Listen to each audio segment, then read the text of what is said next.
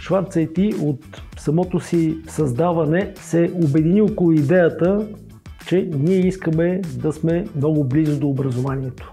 Ние сме малка държава и не можем да се конкурираме на големия глобален пазар на база на ръчички. Ние можем само единствено, аналог на Естония, да се конкурираме с глави. А тези глави трябва да бъдат образовани глави. GenAI беше създадена като отговор на въпроса или по-скоро на нуждата от по-пряка връзка между образованието и реалния живот. Видяхме тази нужда, видяхме тази възможност и създадохме програма, която включва студентите, бизнеса и една методология, която създава умения и компетенции от ново поколение.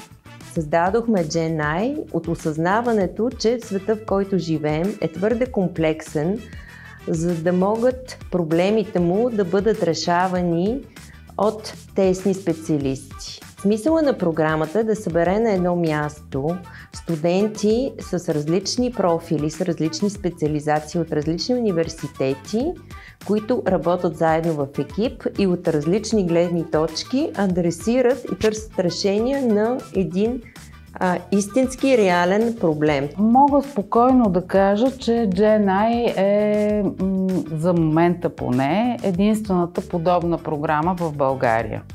Много често програмите от подобен характер се затварят в една специалност, в един университет, много често откъснати от реалността и са просто тренировки на сухо. Докато GenAI е единствената програма, която взима реални предизвикателства от реалният бизнес, поставя ги на студенти, които се сблъскват за първи път с тях и преминават през фасилитацията на процес, който изгражда иновативни умения. Стремежа на тази програма и това, което я прави различна, е да създаде самочувствие в студентите, че независимо какъв проблем се изправи пред тях, те вече имат методологията, по която да намерят и то не едно възможно решение. Програмата има много стойност и смисъл, защото е една страхотна колаборация между бизнес и студенти. И както бизнесът има нужда от свежи, нови идеи, свързани с бъдещето, така и студентите имат нужда от ментори, от посока и въобще от бизнес, който да им задава подобни предизвикателства. Така че мисля, че и двете страни, всички засегнати страни имат само ползи от подобни проекти.